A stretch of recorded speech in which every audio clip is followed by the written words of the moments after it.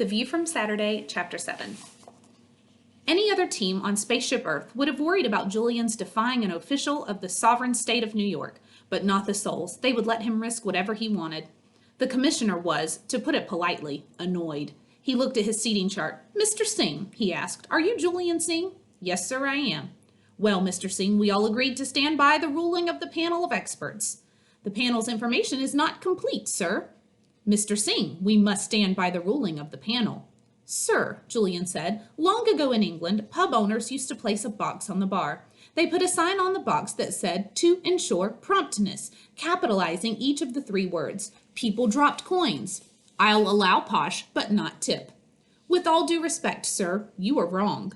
At that point, the commissioner could have disqualified the entire Epiphany team, and maybe would have, except that he was rendered speechless.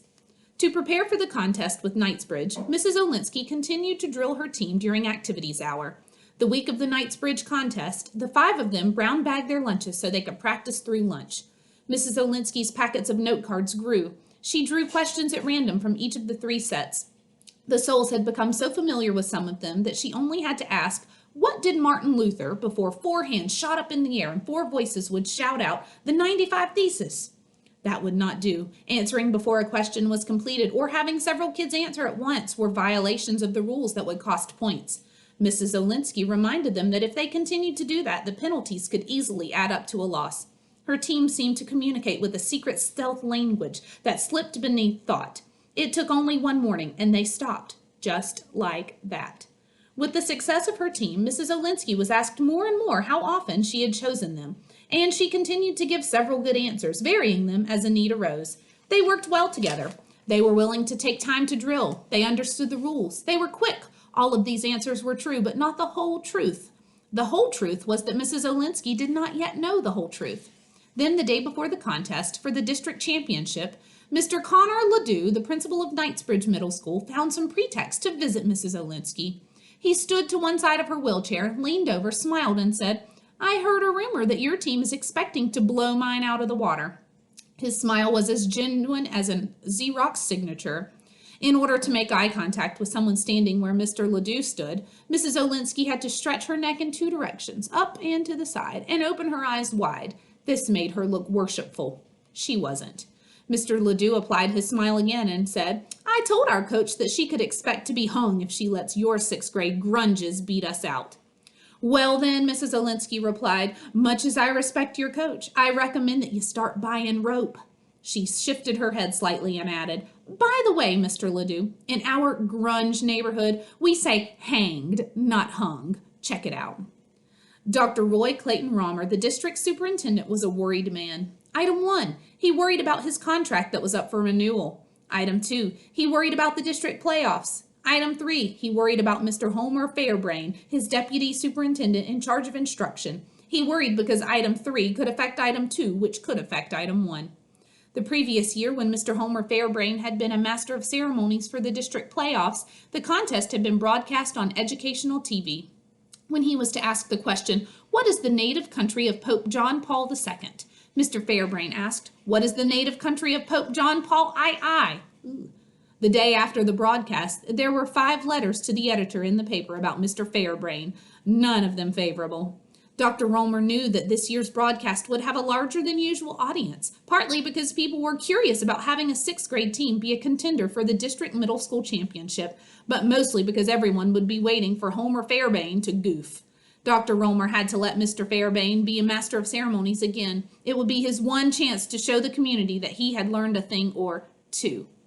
Dr. Romer knew that the names of any of the former Soviet socialist republics, Uzbekistan or Azerbaijan or, heaven forbid, Kyrgyzstan, appeared in any one of the questions, Homer would embarrass himself. If he had to read the names of the ministers of Japan or Zaire or any name containing more consonants than vowels or more vowels than consonants, he would embarrass himself. He would also embarrass Dr. Romer and make him worry a lot. Mr. Fairbrain, who was a humble man, saw no problem with requesting help from one of the reading teachers until Dr. Romer pointed out that the entire staff of remedial reading teachers came from the very department he was in charge of. Dr. Romer, whose patience was as close to the end as his contract, arranged to give Mr. Fairbairn the questions a week in advance, told him to practice reading them out loud, and strongly suggested that if he have any difficulty with them, anything at all, to see one of the school's speech therapists. Therapists came from the Department of Student Services, not curriculum. The Souls stayed after school late Thursday before the Knightsbridge contest. Mrs. Lawrenson sent in Cokes and pizza for the team. On Friday afternoon, she came into Mrs. Olinsky's room and told the team that after this practice, she wanted everyone to go home and get a good night's sleep, and that win, lose, or draw, she could be more proud of them all than she was at that. She couldn't be more proud of them all than she was at that moment. For all the reasons given, an unprecedented sixth grade championship team, the snobbishness and arrogance of the Knightsbridge team, as well as waiting for Mr. Fairbairn to make a fool of himself, the Knightsbridge cafetorium was filled to capacity. Small kids were perched on tabletops because there weren't enough chairs, and the Epiphany sixth graders stood like statues, leaning against 3 or 4 of the walls of the room. Mr. Fairbairn did actually well and seemed to be enjoying himself until syllabication did him in. The question was to name the tribe associated with each of the following Native American leaders and name a major accomplishment of one. The leaders' names were Sequoyah, Tecumseh, Osceola, and Geronimo. However, Geronimo was hyphenated at a line break, so Gero appeared on one line and Nemo on the other. And unfortunately, Mr. Fairbairn read it as Geronimo. Dr. Romer hoped that no one would notice, and no one on the Knightsbridge team did. Fact, they could not answer the question. Then it was the Souls' turn to answer, and Julian corrected Mr. Fairbairn. With all due respect, sir, I believe one of the men you speak is Geronimo, a member of the Apache tribe. Poor Mr. Fairbairn. He looked down at the card, squinted, read it, and said, Yes, indeed, you are right, young man. Good for you. He caught Dr. Romer's eye and knew he had done something wrong. He laughed nervously and said, You look a bit like an Indian yourself. Julian smiled. I am a hybrid. I am in part what is called East Indian. Well, now, that is special, Mr. Fairbairn said, smiling and looking out over the audience and wanting to reinforce his compliment. He asked, What is your tribe? Dr. Romer paled to the point of translucence, and the audience gasped. Everyone, even those who had no diversity training at taxpayer expenses, knew that even though it was correct to recognize a person's ethnicity, it was not correct to comment upon it in public. Mrs. Olinsky thought Dr. Romer would have to be taken out on a stretcher. Mr. Fairbairn noticed Dr. Romer's sudden anemia, and without knowing what he had done wrong, but knowing it was something, said, That's all very interesting, young man, but I'm afraid we must move along. Can you answer the question or not? I can, sir, Julian replied, and he did. His answer put Epiphany ahead. They had to answer one more question. What is the origin of the phrase, to meet one's Waterloo, and what does it mean? There was a clear, bright gleam in Ethan's eye as he concluded his answer with, To meet one's Waterloo means to suffer a crushing defeat.